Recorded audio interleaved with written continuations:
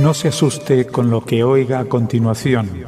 Es el eco del pasado cuando empezaron las emisiones de Radio Sefarad a finales de enero del 2004 y cuyos informativos semanales hemos reunido para revivir lo que entonces pasaba desde la perspectiva de nuestro tiempo.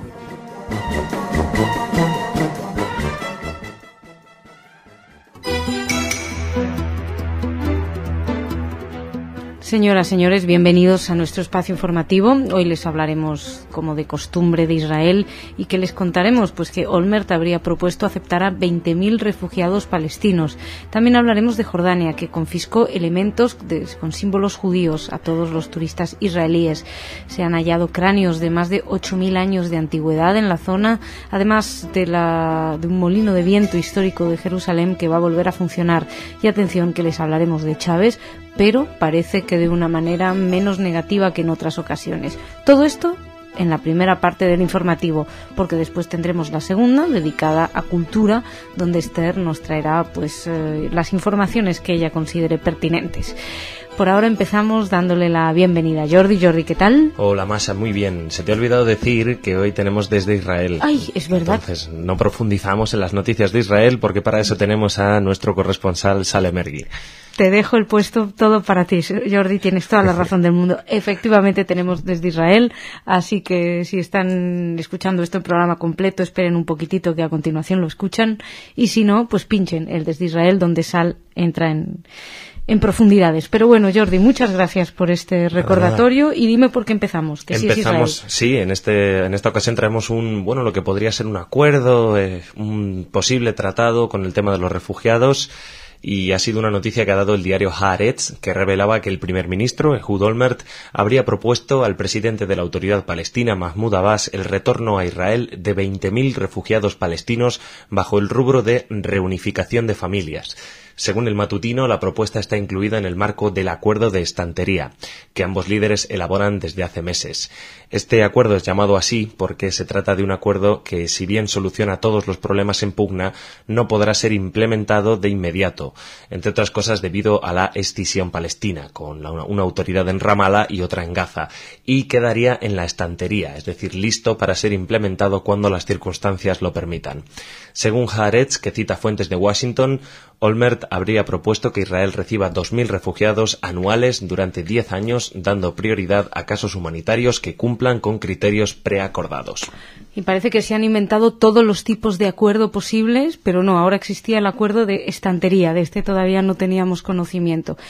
Bueno, esta propuesta también estaría condicionada a que los palestinos renuncien formalmente al derecho al retorno de los refugiados desde el 48 en adelante.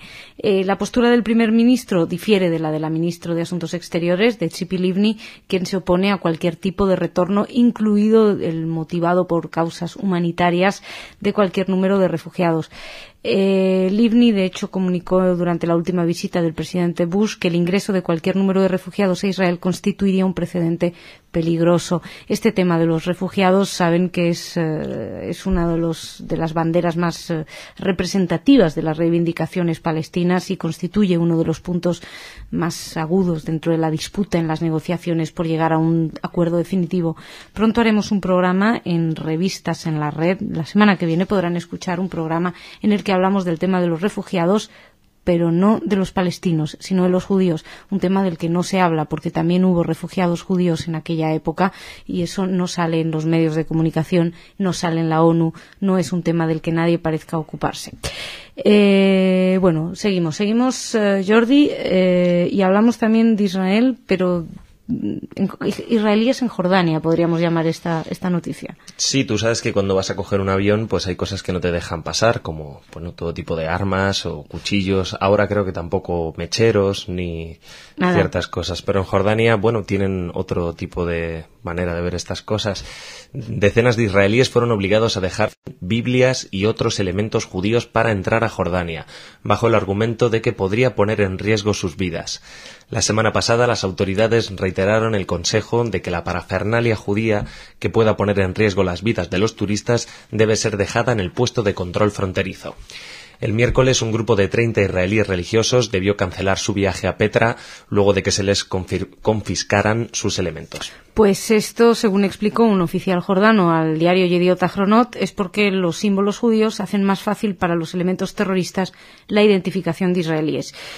Pues difícil responder a esto, porque bueno, el Ministerio de Relaciones Exteriores confirmó que los jordanos aumentaron la seguridad con relación a los elementos judíos por medidas de seguridad, explicaron, y como esto responde a medidas de seguridad y es para hacer un bien a los turistas israelíes para que estén a salvo, pues destacaron que no había ningún sentimiento antisemita detrás de la decisión, sino únicamente, pues eso, el deseo de proteger a los turistas de la mejor manera posible. En fin, desde luego que llamaba la atención el hecho de que no puedan entrar sus símbolos, no pueden ir con su kipá, en fin. Bueno, es casi anecdótico realmente, pero queríamos traerlo aquí. Y seguimos. Un país que nos ha tenido muy preocupados, que nos sigue teniendo preocupada la situación de los judíos en él, es Venezuela.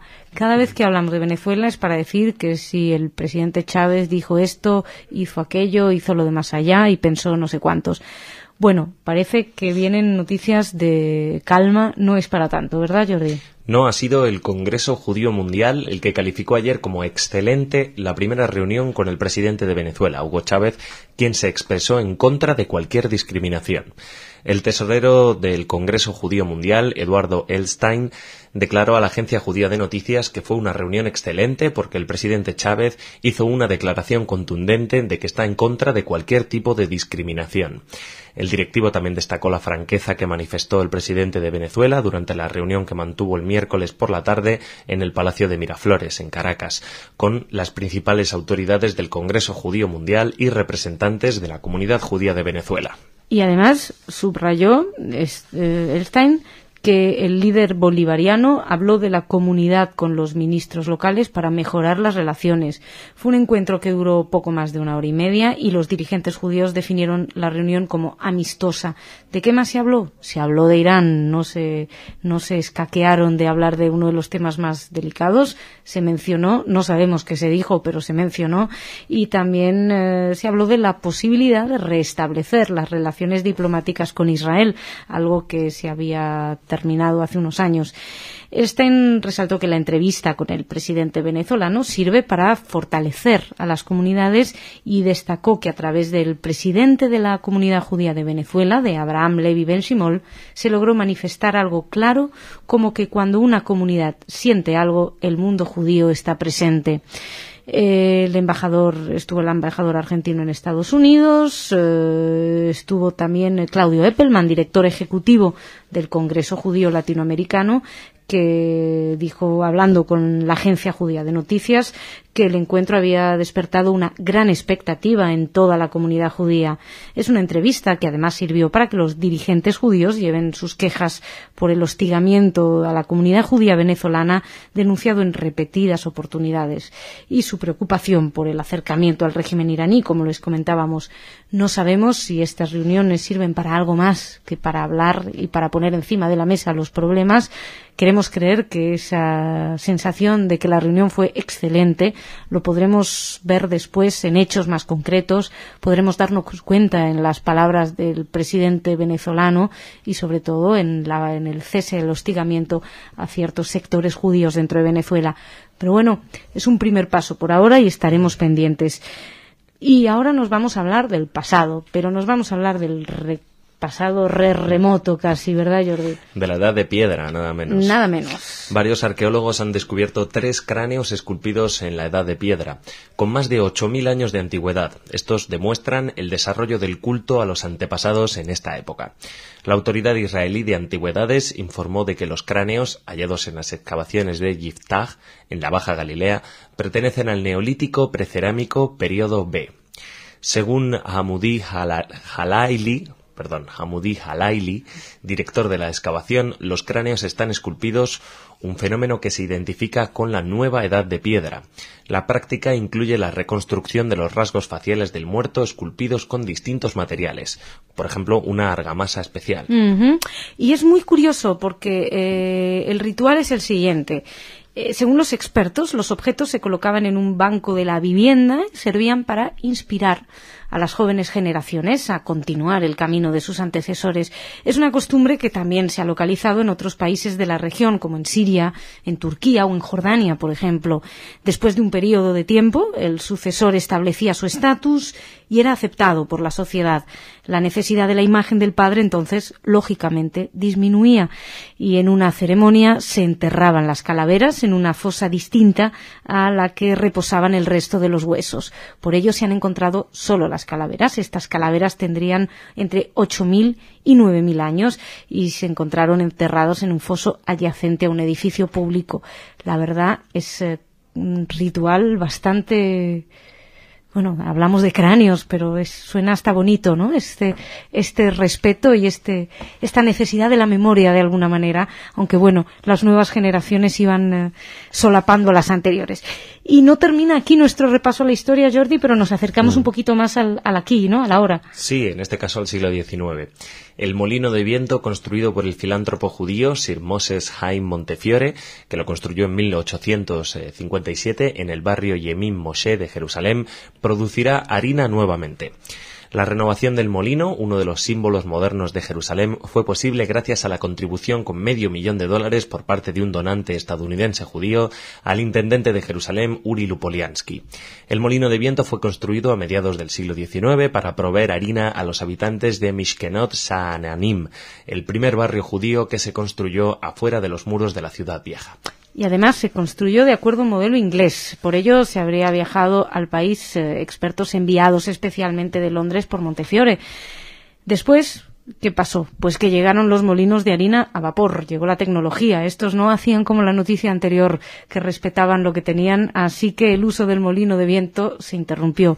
Y después de 151 años, la Municipalidad de Jerusalén planea recomenzar el trabajo del molino, que se va a utilizar sobre todo como una atracción turística.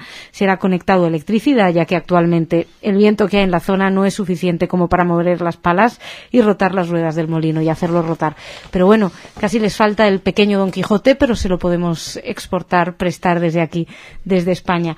Jordi, muchísimas gracias. Gracias a ti, Masha. Shabbat Shalom. Shabbat Shalom, muy buen fin de semana. Igualmente. Yo me voy ahora a hablar de cultura con Esther.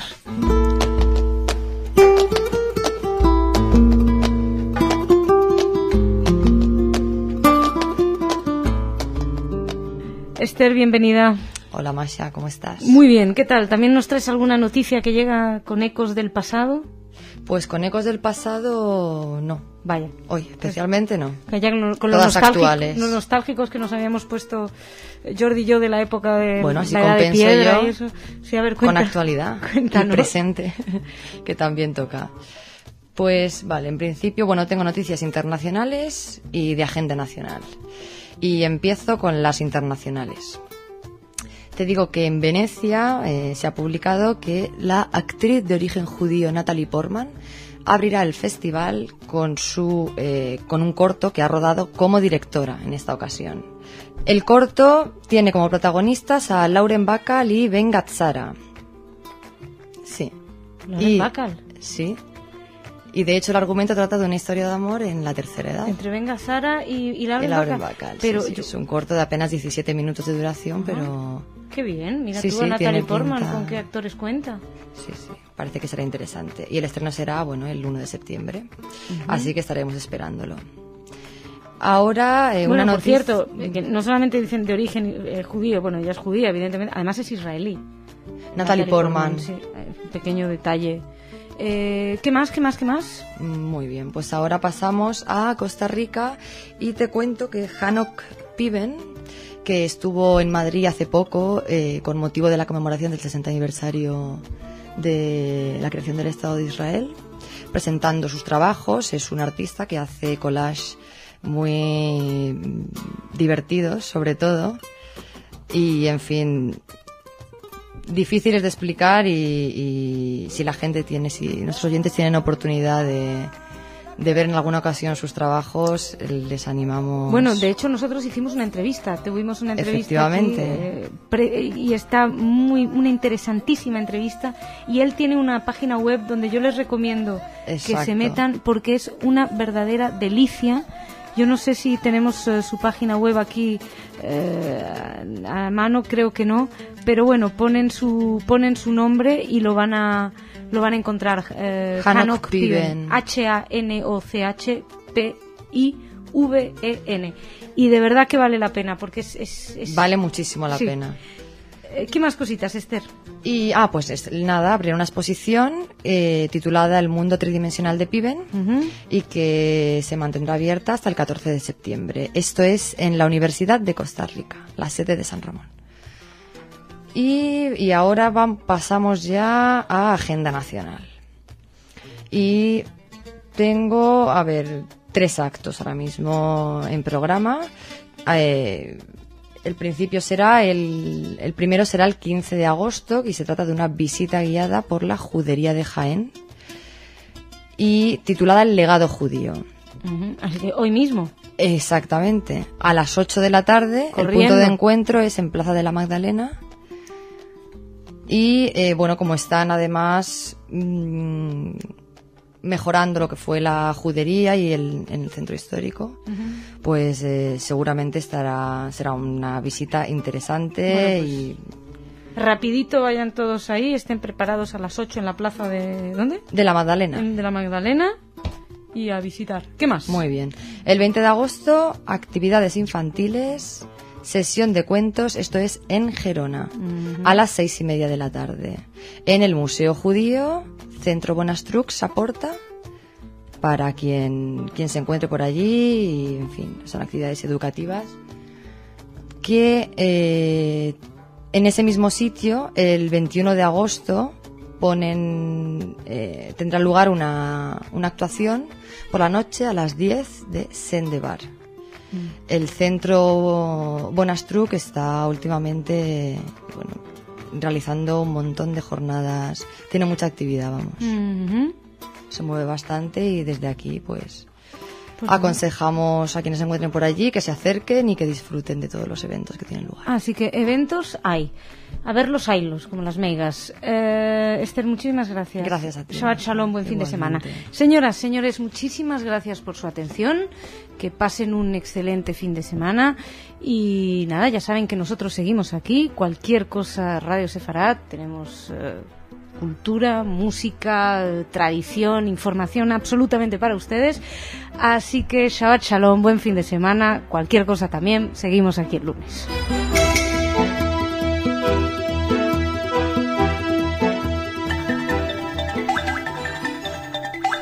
En Radio Sefarad, noticias. Bienvenidos a nuestro espacio informativo.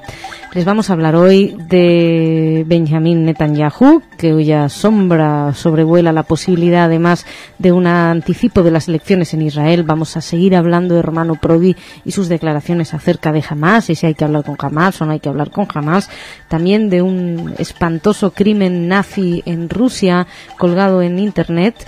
También de unos ataques antisemitas aquí en España en esta ocasión, y de un recuerdo tanto del fin de la Segunda Guerra Mundial, ayer se cumplían los 62 años, como de una de las grandes masacres en Francia, Oradour-sur-Glane, cuyo perpetuador murió. A nivel cultural, Jorge nos va a hablar de un festival en Berlín, de Birobidzhan y de la muerte de una importante figura del cine norteamericano. Empezamos en Oriente Medio. La agencia France Press informó de que el ex primer ministro israelí Benjamin Netanyahu consideró ayer que había cumplido la primera etapa hacia su regreso al poder gracias a su clara victoria en las primarias del Likud, y se negó a pactar con la extrema derecha, a pesar de sus progresos. Netanyahu, de 57 años, obtuvo el martes el 73,2% de los votos de los militantes del primer partido de la oposición de derechas en Israel, mientras que su rival de extrema derecha, Moshe Feiglin, de 45 años, logró el 23,4% de los sufragios. De unos 100.000 militantes del Likud llamados a las urnas, acudió el 40%. Hay que destacar, más allá de que ganara Netanyahu, que todas las encuestas ya lo daban por vencedor, aunque es verdad que en Israel las encuestas no sirven de mucho, el aumento de Feiglin, que es colono que se opone a cualquier concesión territorial a los palestinos, contrario además también al voto de los árabes israelíes, que ha pasado de un 4% en 2003 al 13% en 2005, hablamos dentro del Likud. Pese a esa progresión, Netanyahu lanzó un mensaje tranquilizador en la radio pública y dijo que el resultado del grupo de Feiglin no va a tener ninguna influencia sobre él, ni sobre la manera que va a dirigir el Likud, ni sobre la lista de los candidatos o diputados. De hecho, para alejarse bien de esto, prohibió el martes por la noche la presencia de Feiglin en la sala de Tel Aviv, donde pronunció un discurso de su victoria y intentó evitar a toda costa que los fotografiaran juntos. Él insistió muchísimo, Netanyahu, ayer, en que el Likud tiene una vocación centrista, que no es un movimiento mesiánico, dijo, ni sino sionista. También dijo que la corriente Feiglin es insignificante, una minoría insignificante, y que bueno, que según él todos los adversarios están intentando exagerar la importancia del grupo. De hecho, ha habido reacciones para todos los gustos. Kadima no estaba, manifestaron, bueno, lo hizo un diputado de Kadima, Menachem Ben Sasson, que un judío religioso y demócrata no puede votar por un partido en el que gente como Feiglin consigue una cuarta parte del apoyo, dijo. También el Partido Laborista, el secretario general Eitan Kabel, denunció la subida de los extremistas en Likud, lo que dice que demuestra que Netanyahu es indigno de dirigir al país. En fin, aprovecharon eso para criticar a Netanyahu. Las elecciones, los recordamos, están previstas para 2010, pero existe un informe Vinograd que en principio tendría que salir a la luz la segunda parte en enero del año que viene, y ya la figura de Olmert está muy debilitada dentro del propio Israel, con lo cual es posible que tuviera que adelantarse. En estos momentos, según las encuestas, si se realizaran las elecciones, ganaría Netanyahu. Bueno, seguimos, vamos a hablarles ahora. Recuerdan, ayer les comentábamos que Prodi había dicho que había que ayudar a Hamas a reestructurarse o a dejarse sentándose con ellos y hablar, etcétera. Bueno, ¿qué quiso decir? Se lo contamos a continuación.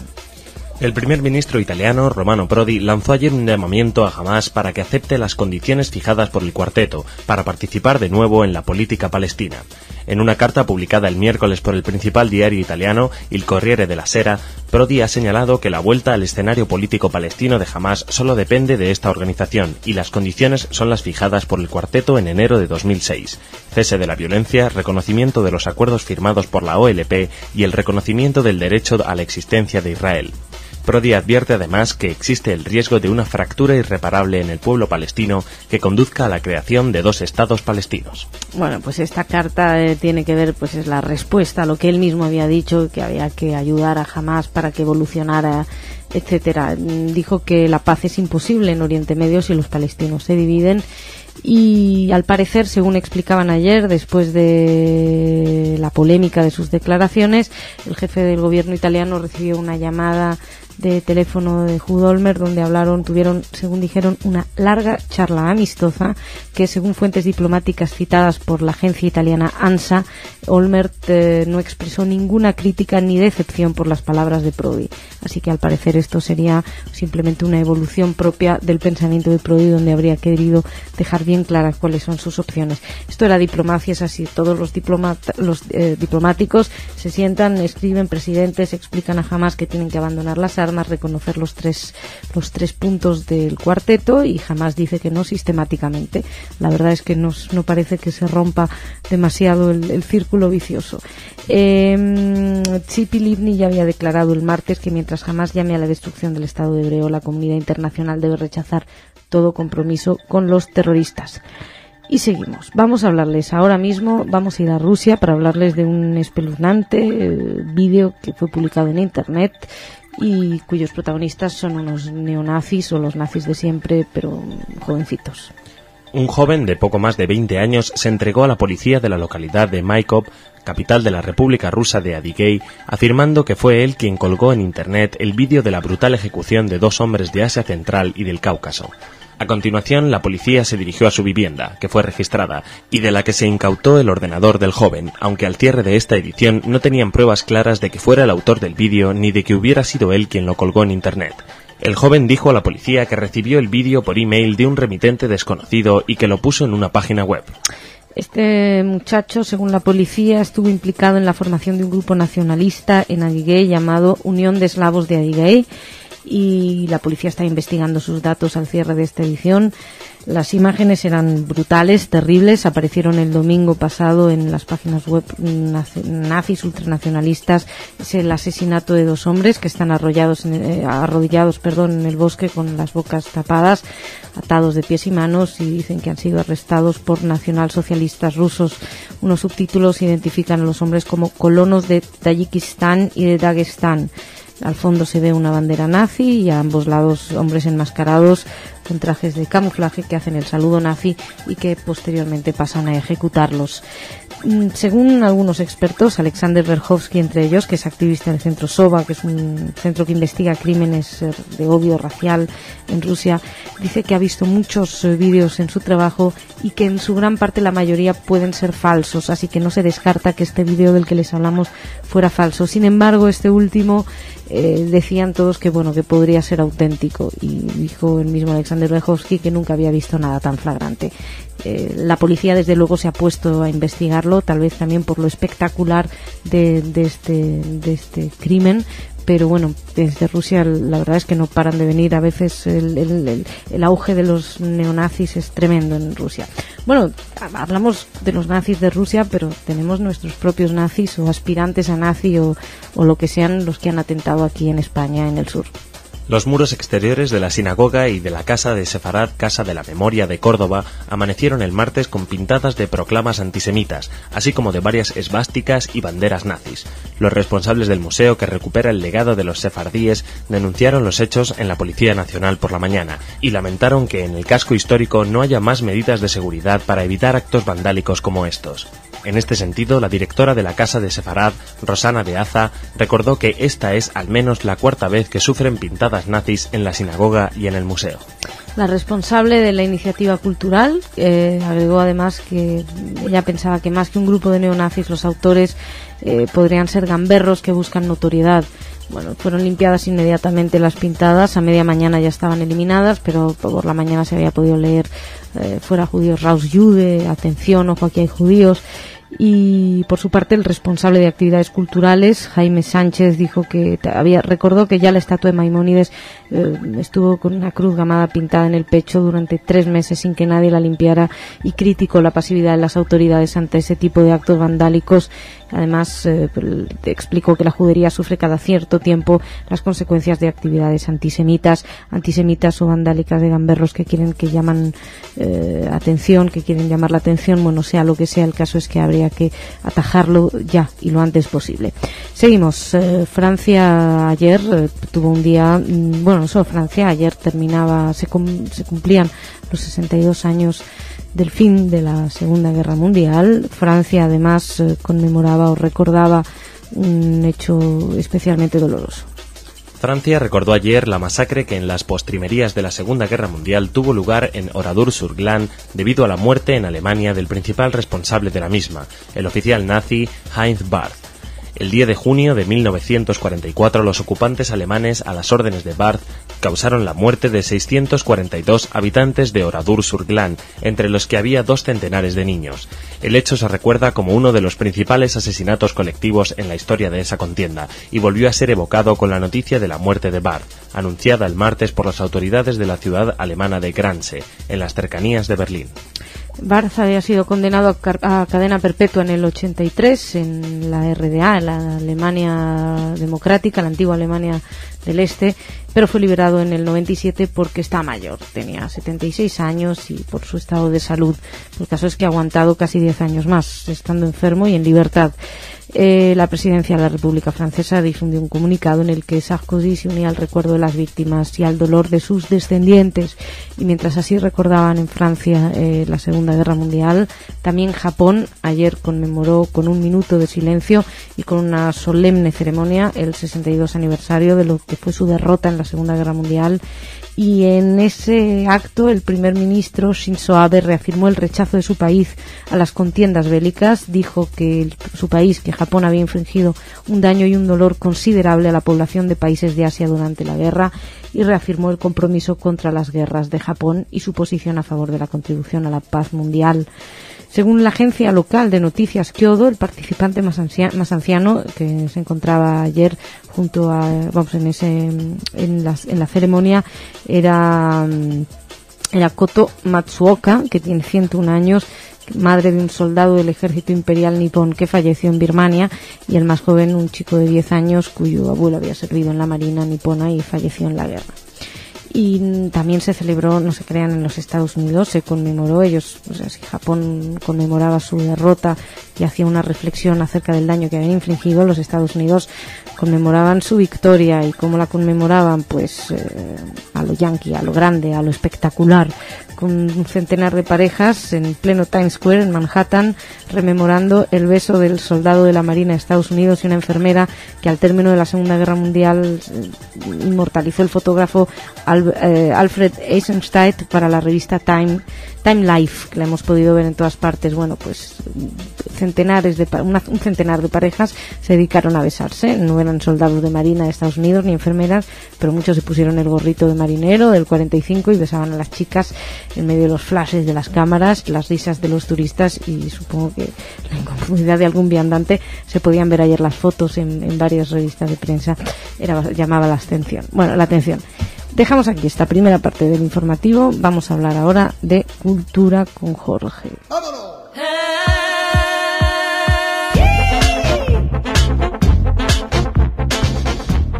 Jorge, el incomprendido, ¿cómo estás? Aquí nadie me entiende.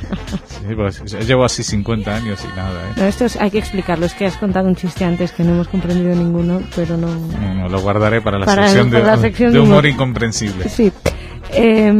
Cuéntanos ya cosas más serias. Bueno, cosas serias y cosas de varios sitios. Vamos a empezar con Berlín. Del 31 de agosto al 9 de septiembre organizan los días de la cultura judía.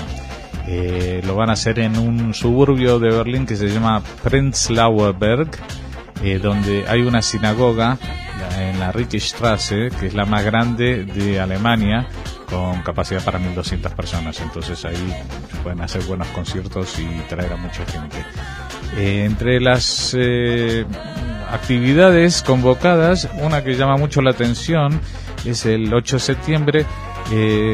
Se llama Selma Shrouded in Desire.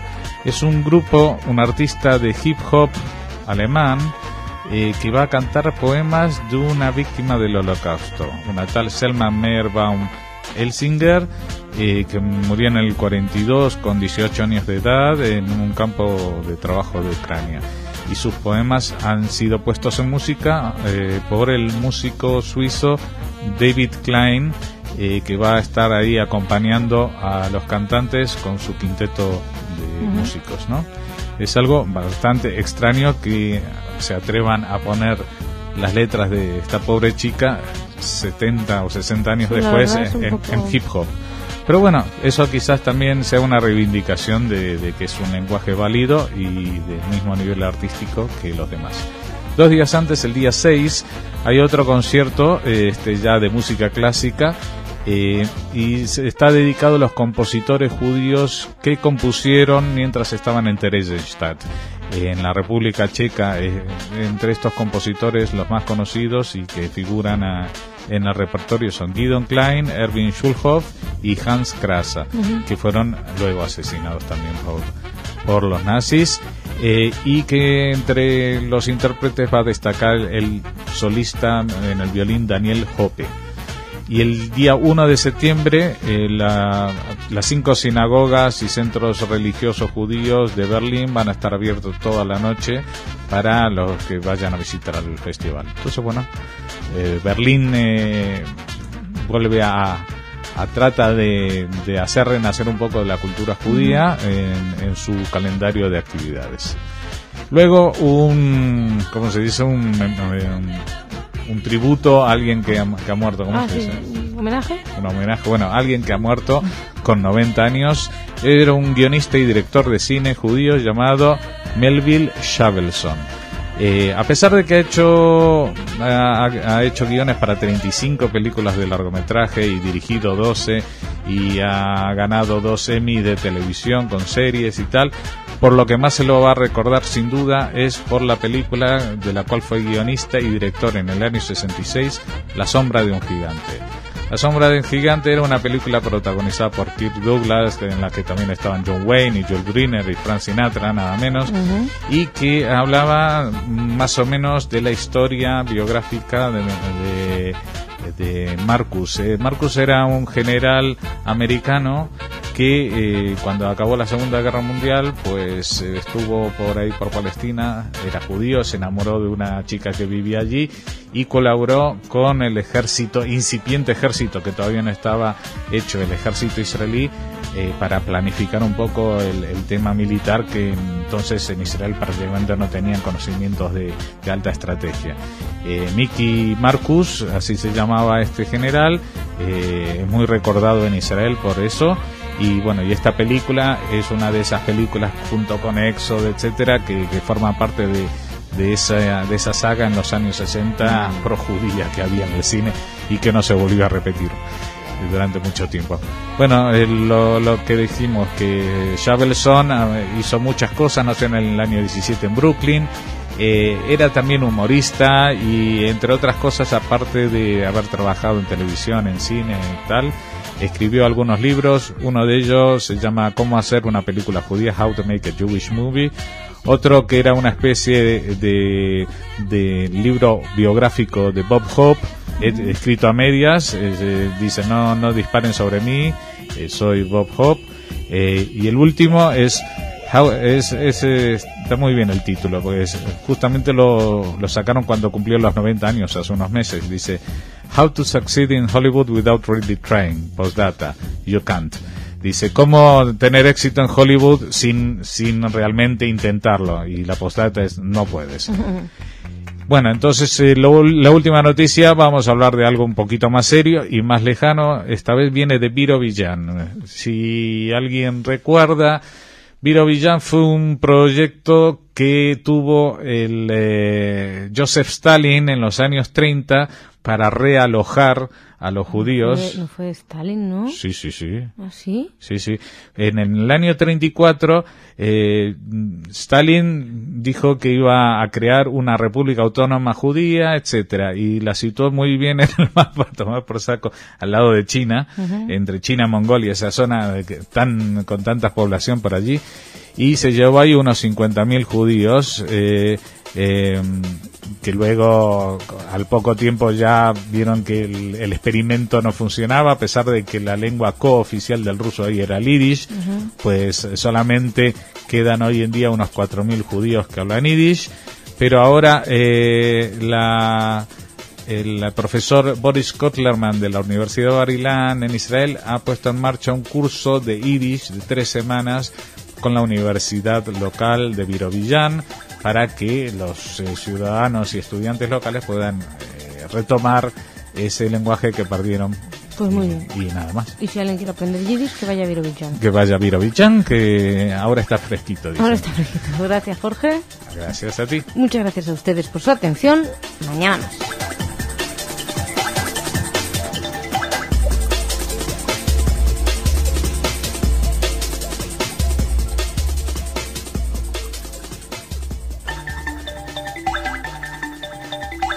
En Radio Sefarad, noticias. Bienvenidos a nuestro espacio informativo. Ayer fue un día con noticias especialmente duras. Por una parte, el terremoto en Perú dejaba más de 350 muertos, iba aumentando las cifras. Al cierre de esta edición eran ya más de 350, pero había pronósticos terribles. Por otro lado, seguía el recuento de muertos después de una jornada negra en Irak, que se temía ya sobrepasaba con mucho los 400, se temía que pudiera llegar a los 500 muertos tras la masacre en el norte de ese país.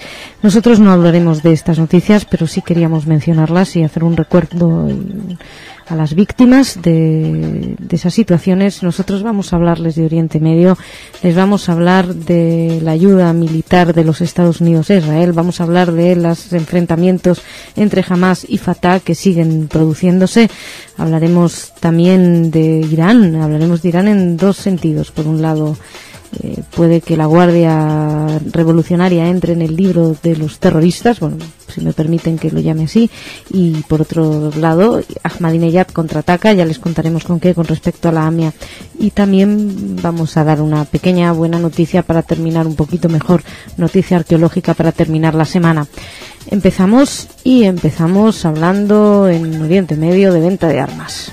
Estados Unidos ofreció el jueves a Israel un plan de ayuda militar que representa un aumento del 25%, pasando de los actuales 2.400 millones anuales a 3.000 millones anuales por un espacio de 10 años.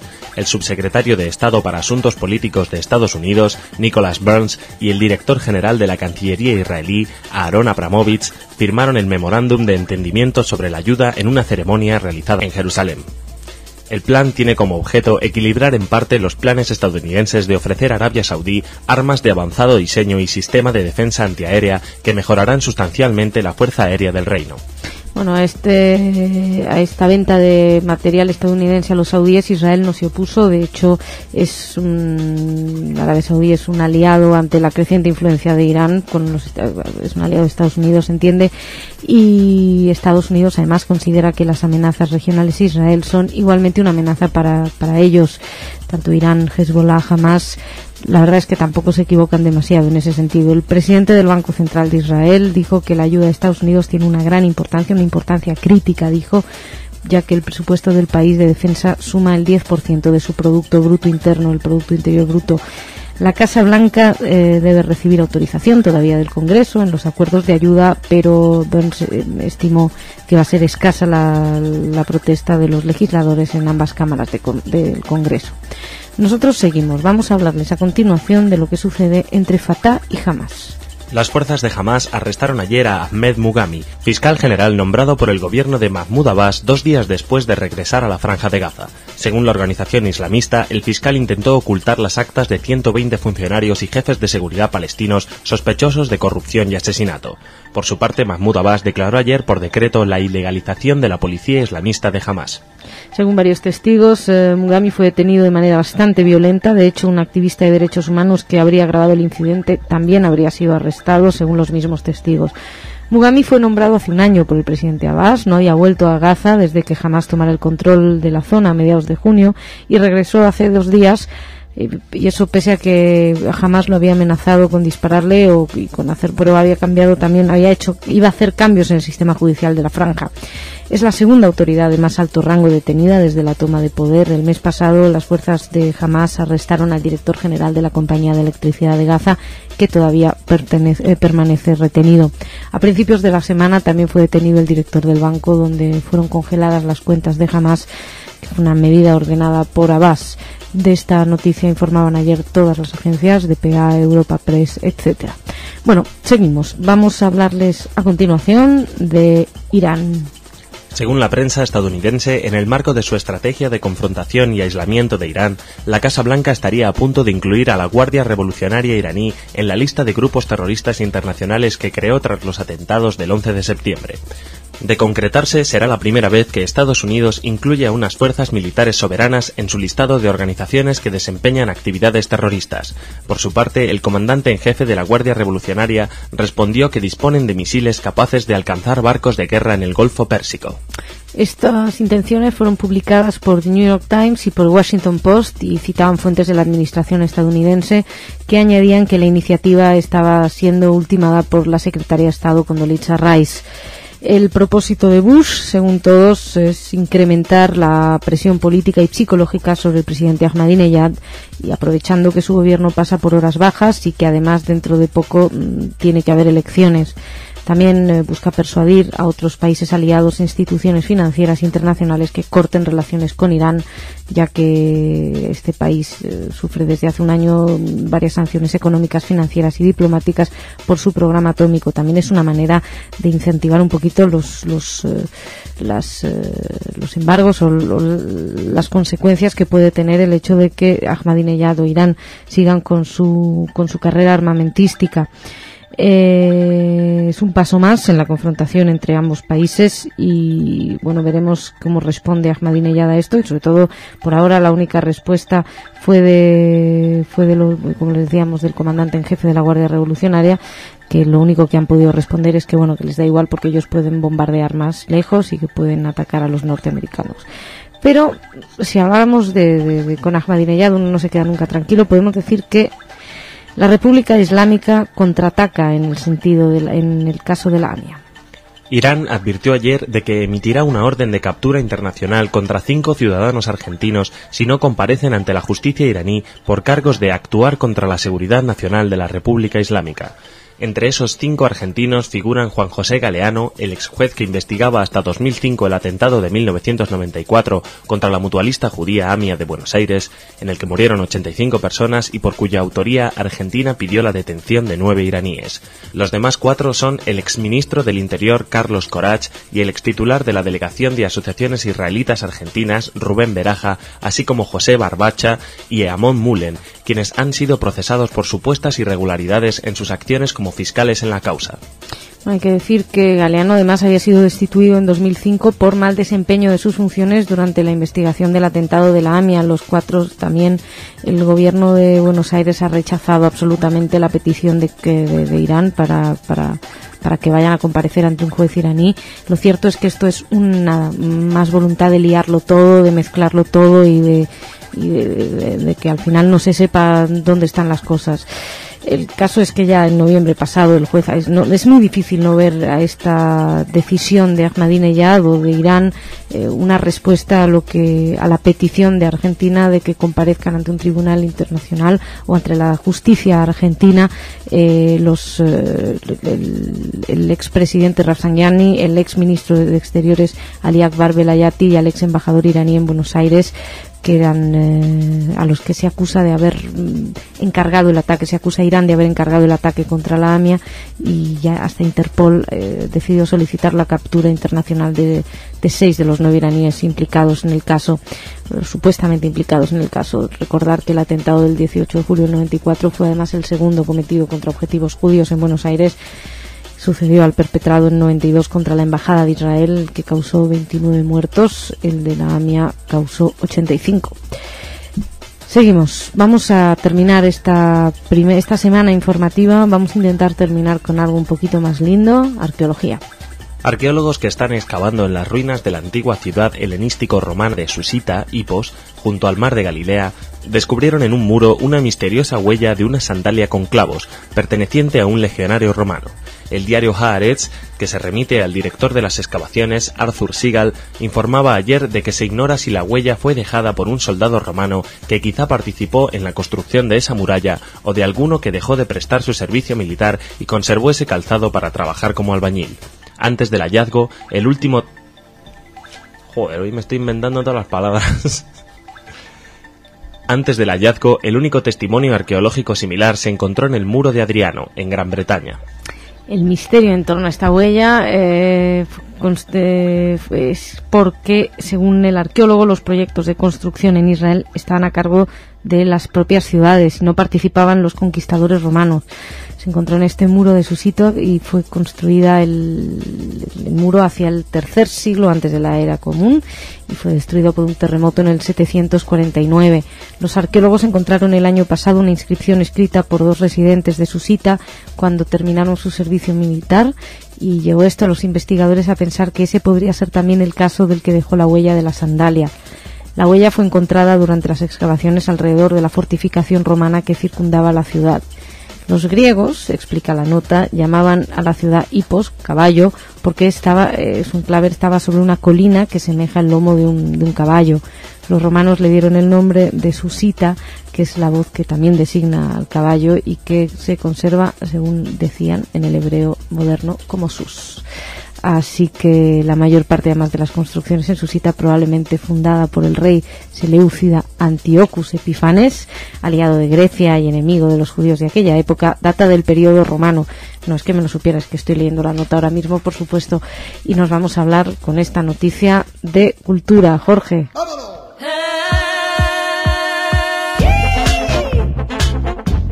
Hola Jorge, ¿cómo estás? Pues mira, a mí esta noticia me suscita muchas incógnitas. Por ejemplo, ¿dónde había dejado yo la sandalia que tenía hace muchos tiempos? Yo creo que la dejé por esa zona. Era esta, Sí. La había comprado en Italia, o sea que todo concuerda. Estas cosas, pues imagínate que la robó alguien y se la llevó puesta y ahora hay una búsqueda de toda una explicación de por qué. O que la compró en un chino y... Sus es caballo. Sus es caballo, sí. Mira, las cosas que se aprenden gracias a la arqueología. Uh-huh. Bueno, cultura. Sí, cultura.